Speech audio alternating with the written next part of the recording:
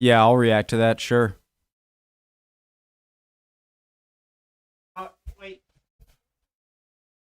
Hey, the original link to the video, top of the description. Below that link to the Discord. Click on it, send you right over there. Love to have you. Preemptive like. Let's go. Carl Thanks, the 16th. Carl the 16th Gustaf's Golden Jubilee and History of Sweden. Gustaf. Bernadotte? A traitor to Napoleon? What? I'm joking. Do not leave. I'm sorry. I'm joking. Golden Jubilee. He had to go for Sweden. All right. And a history. Oh my God. I almost want to restart the video because I started on that. I'm joking. I didn't mean that. Carl the 16th Gustav's Golden Jubilee and a History of Sweden. On September 15th, 2023, King Carl the 16th Gustaf. Okay, sorry.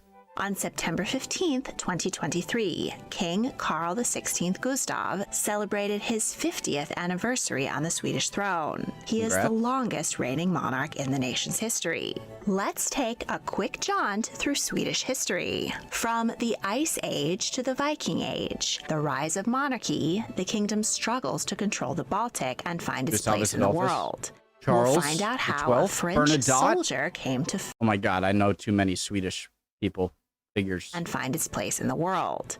This is all your fault, Melkor and Lydic 7. The kingdom struggles to control the Baltic and find its place in the world.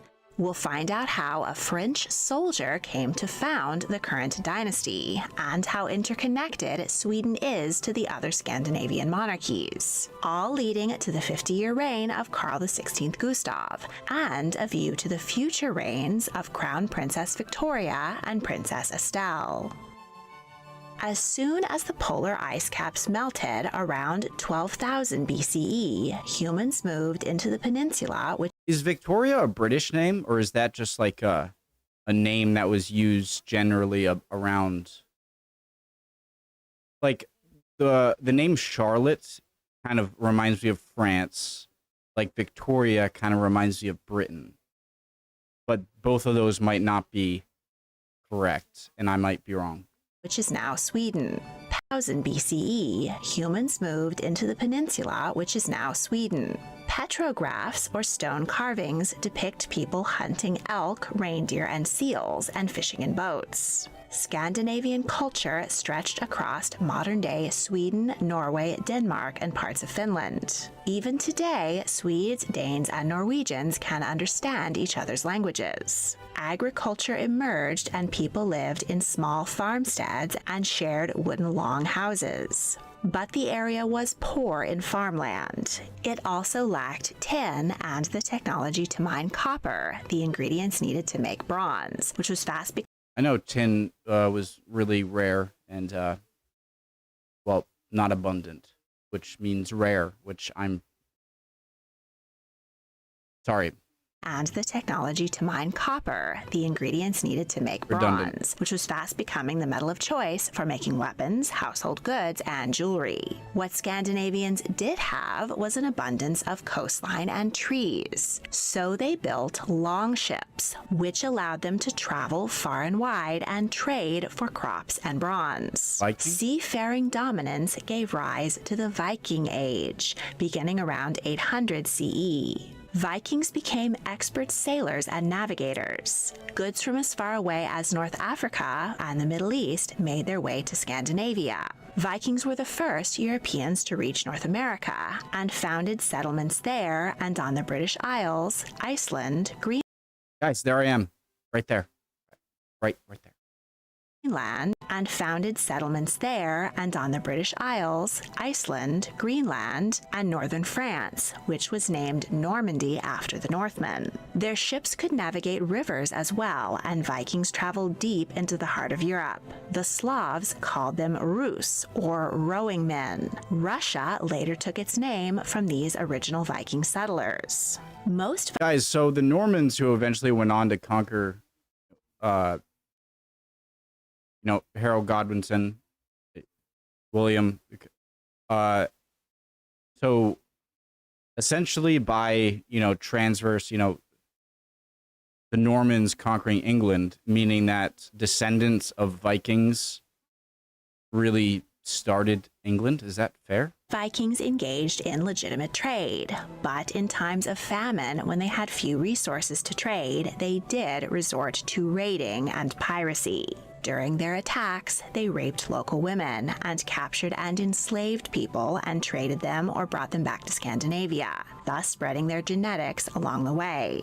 But Viking was an occupation, not an ethnicity, and most Scandinavians were not violent seafarers. They were farmers, fishermen, and craftsmen. They had an advanced and complex culture with laws, art, and architecture, and a written alphabet called runes.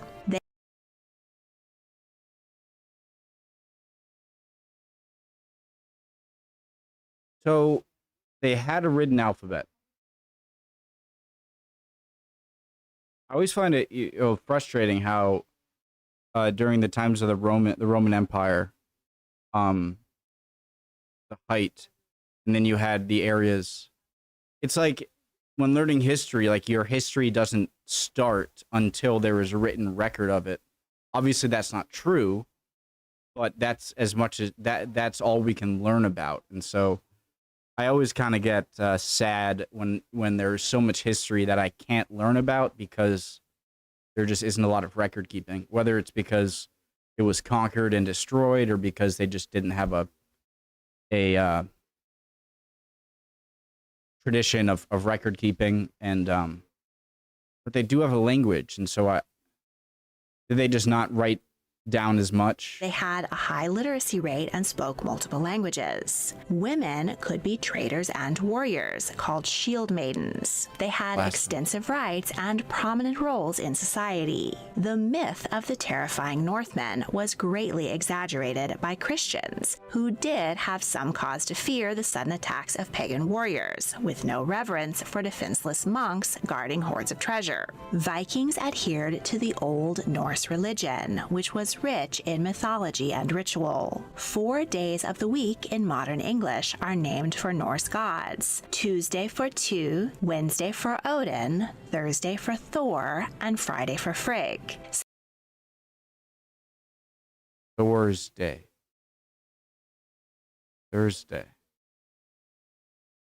So thank Frigg, it's almost Friday. There is evidence that the Norse practiced human sacrifice during times of war and crisis, though this was not as ubiquitous as... Sorry, it's sort of a little funny how it's not. I mean, if I would be terrified, okay? But like being a monk or a priest in the time of Viking raids where you're used to being able to, facing raids from people who at least have some familiarity in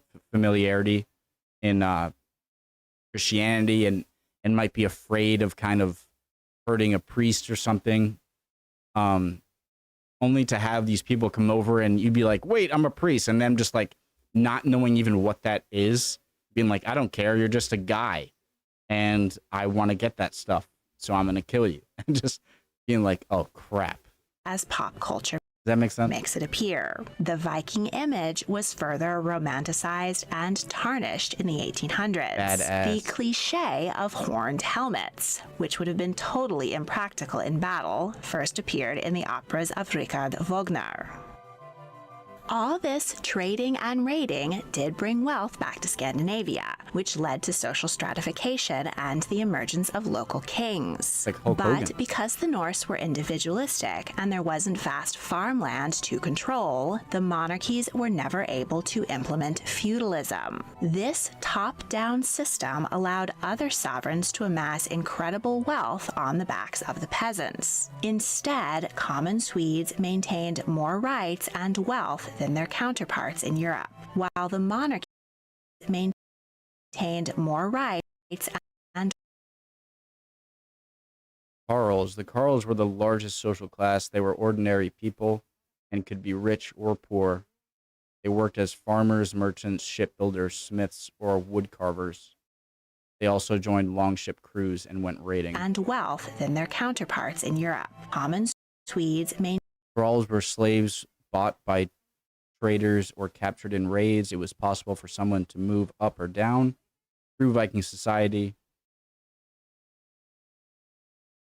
Some thralls were carls, who had got into debt. Oh, interesting. Sometimes a thrall could save up money to buy his or her freedom.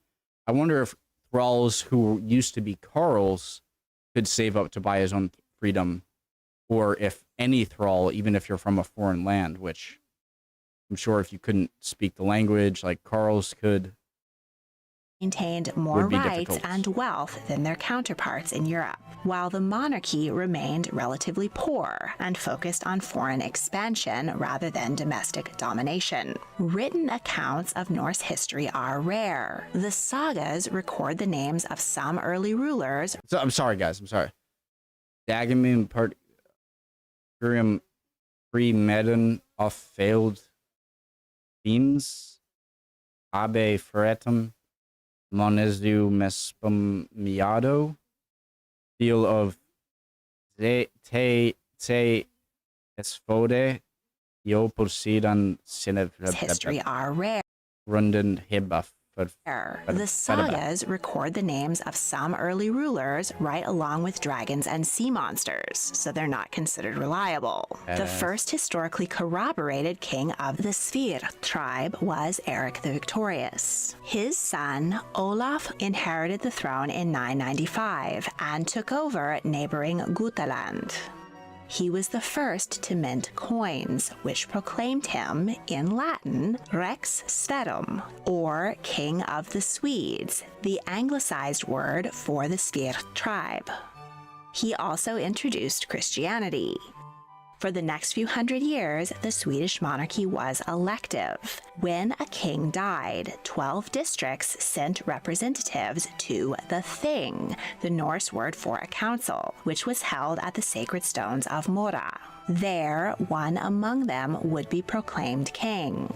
But the process was not as democratic as it sounds. Prominent families used their might to get elected over and over. That's standard. That's about as democratic as you're going to get. Creating de facto dynasties. The houses of Mun get elected over and over, creating de facto dynasties. The houses of Munso, Stienskil, Sverker, Erik, and Bjelbo each had a turn on the throne, and power rarely changed hands peacefully. War and assassination often facilitated new successions.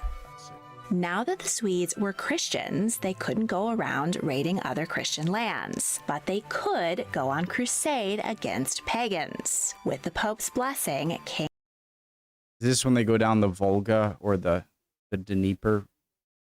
Eric IX conquered southern Finland and converted Livonia. the Finns. According to legend, Eric saw a golden cross ablaze in the blue sky, a sign that God approved of his crusade. This vision became the Swedish flag. Really? I didn't know that. Legend, Eric saw a golden cross ablaze in the blue sky, a sign that God approved of his crusade. This vision became the Swedish flag. That's really cool. I didn't know that. In the 1250s, a powerful Swedish noble named Birger Jarl established the capital city of Stockholm. 2 of his sons would later become kings. In 1319, Magnus IV, the 3-year-old son of a Swedish prince and a Love that name, Magnus. It's powerful, strong. Norwegian princess. Fourth, the 3-year-old son of a Swedish prince and a Norwegian princess, was elected king of Sweden and then inherited the throne of Norway. Thus, the 2 kingdoms were tied in a personal union. He also claimed Scania from the Danes and used a crest of 3 crowns to represent his 3 kingdoms. Interesting, because isn't it even until like to this day, or I don't know about to this day, but very far, into history past this point, that this area of Sweden is kind of a little more Danish feeling. Do you know what I mean? I don't know. Kingdoms. The Triple Crowns remains Sweden's national emblem. Magnus had 2 sons, Eric and Håkon. He promised Sweden to the elder and Norway to the younger. But Erik was displeased and led Sweden into rebellion against his father. Suddenly, Scandinavia was decimated by the Black Plague, which killed a third of the population. Prince Erik himself died, and in the turmoil, the Swedes deposed Magnus and elected German Albert of Mecklenburg as their king. Prince Håkon married Princess Margrethe of Denmark, and they had one son, Olaf. Margrethe's father had no surviving sons, so when he died, she moved to have her son, Olaf, declared King of Denmark. Next, her husband, Håkon VI, died, and her son became King of Norway as well.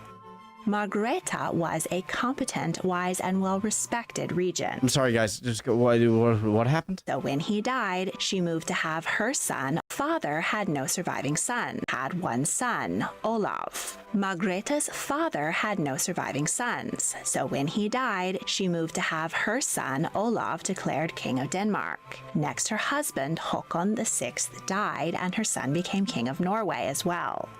Margrethe was a competent, wise, and well-respected regent. Her son Olaf died at 16. It was rumored that she had poisoned him, but this is unlikely. Margrethe held on to power and became the first queen regnant in Scandinavia. She invaded Sweden, uniting the three kingdoms in the Kalmar Union in 1398. Together, they were able to fend off the Hanseatic League of German merchant cities, who were dominating the Baltic Sea. I'll link my video on Margrethe I in the description. Margrethe ruled until her death at 59 and passed the throne to her nephew, Erik of Pomerania. From then on, the Swedish throne was hereditary. The Kalmar Union survived for 125 years, but as the monarchy was based in Denmark, the Swedes resisted their dominance. This era saw the rise of the Riksdag, the Swedish legislature. Okay, I had the impression that the Kalmar Union was united with Sweden at the center, which isn't the case. That's my fault. And if that's the case, then how could they allow Denmark to have the capital? This era saw the rise of... That might have been really stupid what I just said, and I just missed something. Sorry if it was. The Riksdag, the Swedish dominance. This era saw the rise of the Riksdag, the Swedish legislature. King Christian II, known as the Tyrant, ordered 100 Swedes to be hanged or beheaded during the Stockholm bloodbath. One of the few survivors was Gustaf Vasa. He led a successful rebellion and was named king of a newly independent Sweden in 1523. 30 Years' War coming up? Gustaf I ushered in a golden era of prosperity, and he led Sweden in the Protestant Reformation, which put it at odds with the Catholic nations of Europe. Gustavus Adolphus came to a head when his grandson, Sigismund, unexpectedly inherited the throne. He had been raised in and was king of his mother's homeland, Poland. He was a devout and despotic Catholic. His intolerance towards Swedish Protestants sparked a civil war. Sigismund was deposed by his uncle Karl IX, who established the Lutheran Church of Sweden. In 1618, tensions between Catholics and Protestants across Europe boiled over into the 30 Years' War. King Gustaf II Adolf was a brilliant tactician and took advantage of the conflict to seize territory in Russia and the Holy Roman Empire. He built the Swedish Empire and multiplied his nation's wealth. He had ambitions to become the next Holy Roman Emperor, but he was killed in battle, leaving the throne to his 6-year-old daughter, Christina. I didn't know he had ambitions to become the next Holy Roman Emperor. But he was killed in battle, leaving the throne to his 6-year-old daughter, Christina. Once she reached adulthood, she was able to negotiate a peace treaty to end the war. Sweden lost territory, but still came out on top with more land, trade, wealth, and power than before. Christina preferred romantic relationships with women and never married. I'll link my video on her in the description. She converted to Catholicism, moved to Rome, and left the throne to her cousin, Karl X Gustaf, ending the Vasa dynasty and launching the Wittelsbach dynasty. Karl continued expansion, making the Swedish Empire the third largest in Europe after Russia and Spain. Karl invaded the Polish-Lithuanian Commonwealth. The deluge reduced Warsaw to rubble and caused more death and destruction even than World War II. A third of Poland's population was wiped out, and much of the nation's riches were stolen by Swedish soldiers. But the campaign ultimately failed. Karl next marched his army across the frozen sea between Sweden and Denmark. He successfully took control of Danish-ruled Scania. After half a century of warfare, the Swedish economy was deteriorated. What's more, the Great Famine of 1695 killed a tenth of Swedes and a third of Finns. Karl XI focused his reign on building and modernizing Sweden's army and navy. He left his son, Karl XII, a massive arsenal, which he used to jump back into conflicts. So are Karl and Charles like the same name but different?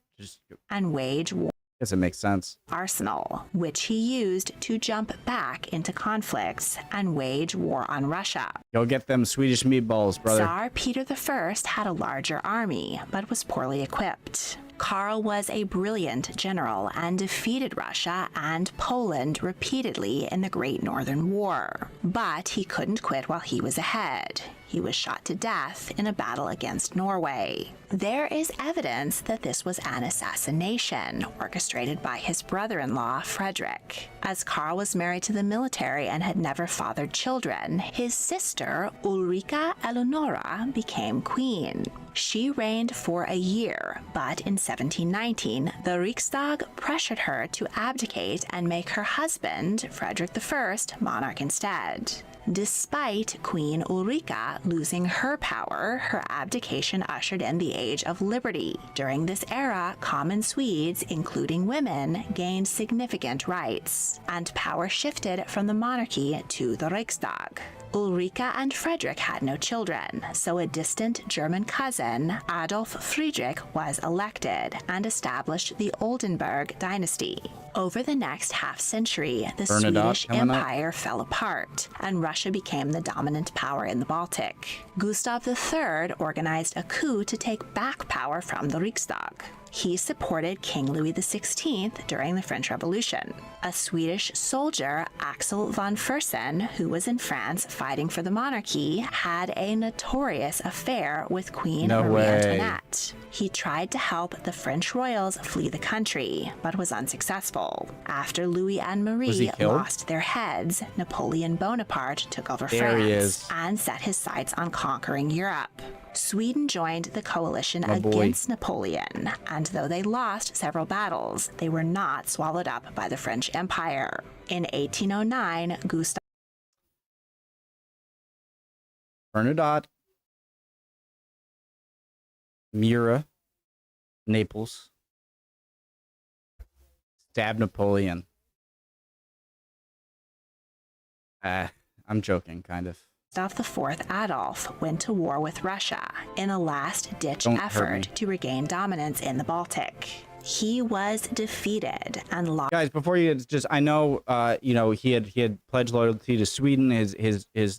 I'm not saying you got like I'm this giant Napoleon fanboy and you got to go for Napoleon or I don't like you. No, I don't think that at all. But just, so why am I even talking about it? Just forget it. To regain dominance in the Baltic. He was defeated and lost Finland after 700 years of Swedish rule there. His people were furious and deposed him. They gave the throne to his uncle, Karl XIII, but he was old, infirmed, and childless. The Riksdag elected distant cousin Christian August as heir, but he died of a stroke during a military drill. The Oldenburgs were out of heirs, so representatives like 3 strikes out. Went to France to scout out a new king from the powerful empire. Bernadotte, Napoleon offered his adoptive son, Eugene, but the diplomats found him dull and politely declined. Eugene, who's he, guys? I've never heard of him. Instead, they alighted. No, he's Napoleon. I just heard it, but I just. Diplomats found him dull and politely declined. Dull. Instead, they alighted on a soldier and protege of the emperor, Jean-Baptiste Bernadotte. He was elected heir presumptive and given command of the Swedish army. He won his new people over by forcing Denmark to hand over Norway in 1814. So the current king is a descendant directly from Bernadotte. That's pretty cool if that's the case. This was the last time Sweden was at war. Jean-Baptiste ruled as King Carl XIV Johan and established the Bernadotte dynasty, which is still on the throne today. Yes. Established the Bernadotte dynasty, which is. All right, so he is his great grandfather of the current Swedish king. Established the Bernadotte dynasty, which is still on the throne today. His son, Oscar I, married Empress Josephine's granddaughter. Thus, the Swedish royals got some married Empress Joseph today. His son, Oscar I, married Empress Josephine's granddaughter. Thus, the Swedish royals got some impressive French jewelry. Bernadotte and Josephine, their descendants. Oscar focused on rebuilding peaceful ties with his neighbors and improving the economy. Peace, the smallpox vaccine, and potatoes allowed the population of Sweden to double, but waves of famine devastated the country. Between 1850 and 1910, more than 1 million Swedes immigrated to the United States, settling primarily Minnesota. in the Midwest. Yep, new Scandinavia, like if you're Swedish and you want it, is like Wisconsin, Minnesota area. A lot of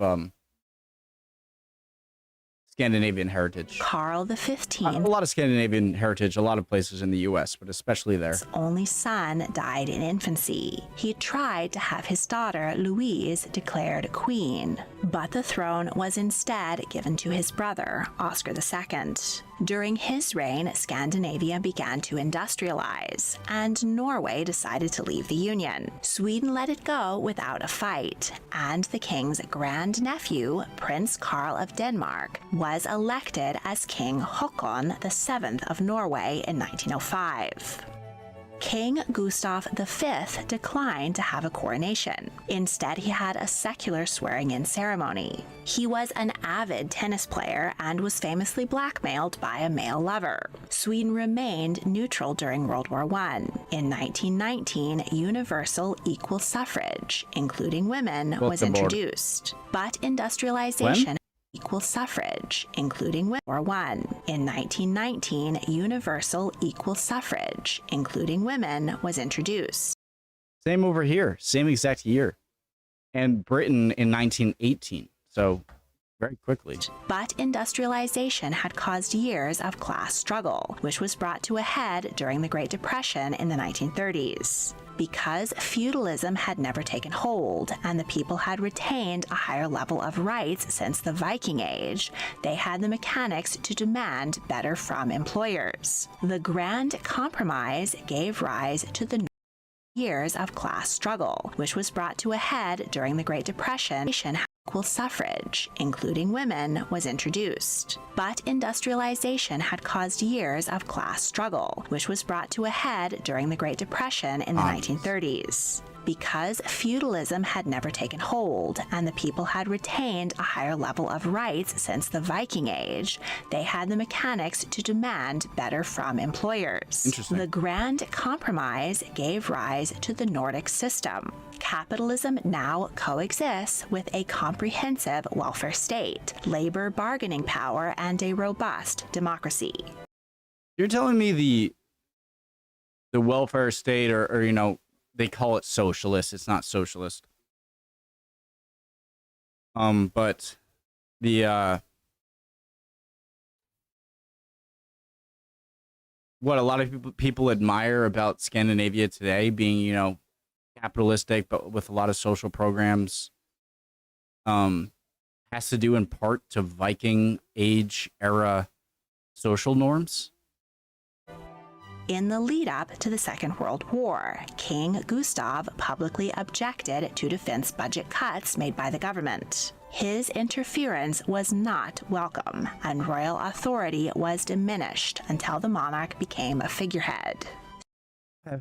Budget cuts in World War. King Gustaf publicly objected to defense budget cuts made by the government.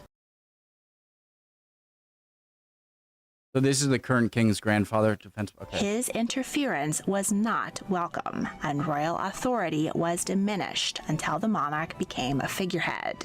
Sweden remained Clearly, it was already a little diminished. Okay, sorry. Neutral during World War II, though they did continue economic partnership with Germany under the threat of invasion. I will never, especially being an American over here, I say this all the time, I will never hold it against any country that is directly threatened by a powerful early 1940s Germany. I will never say, like, how could you do that? It's like, I'm an ocean away, all right? It's easy for me to say, oh my God, what? How could you? No, that is very dumb. And I completely understand, you know, if I was Sweden, I probably would have done the same thing. King Gustav's Nazi sympathies remain controversial. His son, Gustaf Not that part, but just, you know. Adolf spent 43 years as crown prince. He married Queen Victoria's granddaughter, Margaret of Connaught. The couple were very popular, but she died of blood poisoning at 38 while pregnant with their sixth child. Gustaf VI Adolf became king in 1950. Shortly before his death, he approved the new Swedish constitution, which officially made the monarch purely symbolic. Gustaf VI Adolf died in 1973 at the age of 90. He passed the throne to his grandson, the current King of Sweden, Carl XVI. Gustaf. He was born in 1946 during the reign of his great-grandfather Gustaf V. His parents, Prince Gustaf Adolf and Princess Sibylla of Zox, Coburg and Gotha, had 4 daughters, Margrethe, Brigitta, Desiree, and Christina. But Carl was the first and only son. When he was 9 months old, his father died in a plane crash. Carl became crown prince and heir apparent to his grandfather when he was just 4 years old. The prince attended boarding school and was active in He looks like my friend Chase. He's still a friend, but I've known him since I was like 3 years old, and he looks just like him. Just 4 years old. The prince attended boarding school and was active in Chase, somehow, if you're listening, probably not. That's you. Right there. That's literally you.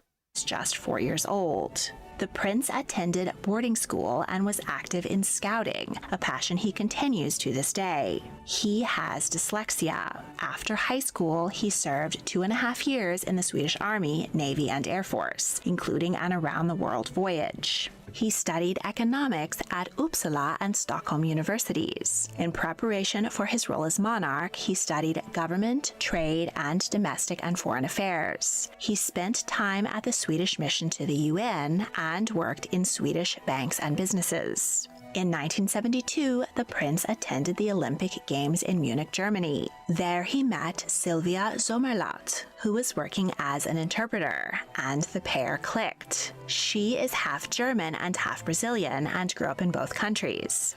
Brazilian? Jeez. I love 1970s haircuts. Just the long, straight hair. I don't know. Clicked. She is half German and half Brazilian and grew up in both countries. On so does she know? She must know Portuguese and Swedish and English, probably. 15th, 1973, 27-year-old Carl Gustaf became King of Sweden. He took the oath of office and gave a speech in the Hall of State at Stockholm Palace. He was enthroned on Queen Christina's silver throne from 1650. The crown jewels, King Gustav Vasa's So he's younger than I am right now, right there. silver throne from 1650. The crown jewels, King Gustav Vasa's sword from 1528, and Eric XIV's crown, orb, scepter, and key from 1561 were displayed but not worn, per tradition. At his ascension, the sovereign was still technically commander-in-chief of the military, so Karl was promoted to general and admiral. This role was removed when the new constitution was enacted in the first year of his reign, but he kept the ranks. He holds no political power and is expected to abstain from voting or publicly expressing political views. As a constitutional monarch, the king is officially head of state and opens parliament each year. Yeah, regardless of having no written English words, I speak American, okay? I don't speak English. Freaking monarch or publicly express. Yeah, regardless of having legitimate written power or not, and ability to sway government, them talking about, I'm only pointing this out because they said like he can't or is expected not to give any political leanings, make them public, and that makes complete sense because regardless of your legitimate powers and laws in the country, your ability, you can easily sway people in voting. So I get it. Expressing political views. As a constitutional monarch, the king is officially head of state and opens parliament each year. He makes and receives state visits from foreign dignitaries and presents the annual Nobel Prize. In 1976, Karl announced his engagement to his girlfriend Sylvia. The night before the wedding, the couple attended a royal variety show where ABBA first performed their hit song Dancing Queen in honor of Sylvia. They were wed on June 19th. Dancing Queen. Oh, yeah. 1976 in Stockholm Cathedral. That girl. Watch that feet, the dancing. The bride wore the cameo tiara. Classic. Sorry. I'm sorry. 1976 Made your in Stockholm ears bleed, Cathedral. probably. The bride wore the cameo tiara, which had belonged to Empress Josephine of France. Queen Sylvia is fluent in which had belonged to Empress Give me that crown. I deserve that crown. Josephine of France. I'll be your wife. Sylvia is fluent in 7 languages: Jesus German, Christ. Portuguese, French, Spanish, English, Swedish, and Swedish Sign Language. She is involved in several charities, focusing on child welfare and dementia and elder care. The couple had 3 children: Victoria, Carl Philip, and Madeline. At birth, Carl Philip was heir, but in 1980, Sweden became the first nation in the world to institute absolute primogeniture, which gives women equal right to men in succession. Wow. So they didn't make that happen after he was... Okay. Therefore, eldest child Victoria became the heir. The king objected to his son losing the position he was born to, but the Swedish people disagreed, and Victoria remains heir apparent. You couldn't just let him be... I don't care. What do I care? What? The king is passionate about the environment and involved in climate change organizations and other charities. He is also an avid car collector and owns several Porsche 911s. The king and queen often attend the Olympic Games together. Carl Gustaf is not seen as an especially inspiring king and is rather socially awkward. Memes of him That makes me like him even more. So photoshopped wearing silly hats have been circulating for years. Okay, what is that? All right, I like him even more now.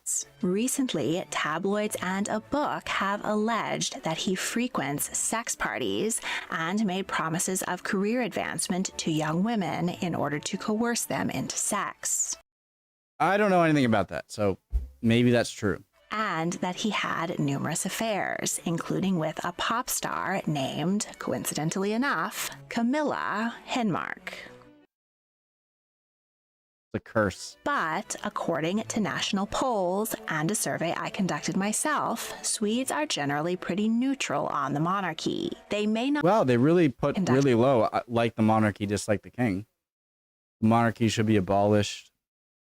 I don't think anyone likes people outside of their country commenting about their own king. And so anger against the king from outside the country might actually work in favor of his popularity inside the country of Sweden, if that makes sense.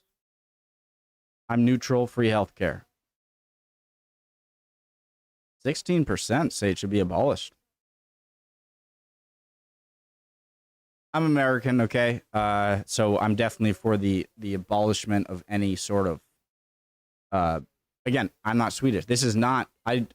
My answer here is I'm American. I don't care. It's up to Sweden. That's my answer. That'd be none of the above. It's not my business. But of course, I dislike any sort of hereditary... Look, like, businesses are hereditary in a lot of ways, and that gives you a lot of power, and so therefore aren't there a lot of hereditary things in the US? Maybe, but like in terms of strict written down law of hereditary positions, yeah, no, that's a no-no for me in my country. As in any other country, that's none of my business. Myself, Swedes are generally pretty neutral on the monarchy. They may not especially love the king, but as he has no power to affect the system, which consistently places Sweden among the 10 happiest countries in the world, they aren't motivated to change anything. The largest complaint is the public funds the royals receive, but at only 70 cents per person and $8 million total, the Swedish monarchy is the third cheapest in Europe. Carl Gustaf recently removed royal titles from 6 of his grandchildren to allow them to make their own way in the world. Many value the monarchy's links to over a millennia of history, and the royals have leaned into that heavily with the Golden Jubilee. Exhibitions on the history of the monarchy have been hosted across the country throughout the year. 2023 also marks the 500th anniversary of the election of one of the nation's greatest kings, Gustav Vasa, back in 1523. His reign has also been highlighted. The Jubilee week began with the king opening the National Assembly. The royals hosted receptions and attended a performance at the Royal Opera at Drottningholm Palace. On the big day, September 15th, the family attended a Te Deum service at the Royal Chapel at Stockholm Palace, and the royal family waved from the balcony to the crowd below. A banquet was held at the palace that evening. On the 16th... Yeah, for me, like, the older the tradition and the unbroken kind of... The older the tradition of the monarch is, the less I want to get rid of it, just because, like, take rid of the roles again. It's up to other countries, but, like, the Japanese monarch, the emperor, like, that goes back thousands of years, doesn't it? And so, like, I would not want to be the generation to get rid of that. Yeah, the king and queen rode through Stockholm in a horse-drawn carriage. While Sweden may feel lukewarm about their king, his heir, Crown Princess Victoria, is far more popular.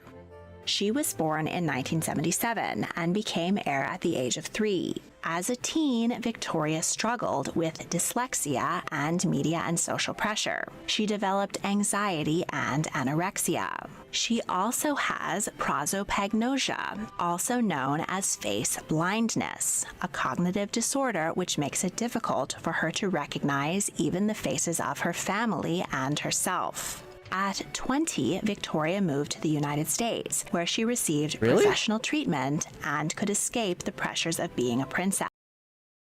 I didn't know that. She studied political science at Yale University and interned at the Swedish Embassy in Washington, D.C. She returned home where she continued her education and attended military basic training. Victoria has been candid about her struggles with mental health and is involved in numerous philanthropic pursuits. In 2002, she began dating her personal trainer, Daniel Westling. The couple lived together for 8 years before marrying at Stockholm Cathedral in 2010. Prince Daniel is also popular.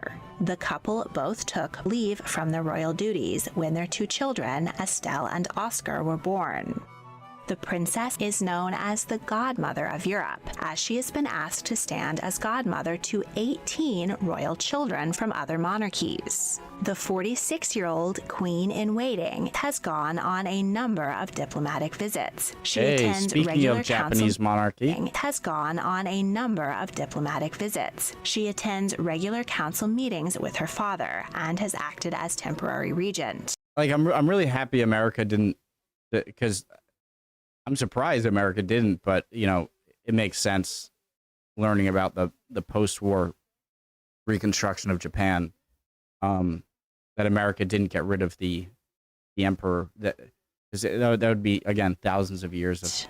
I know all the stuff that Japan did in World War II, okay? I'm very aware, okay?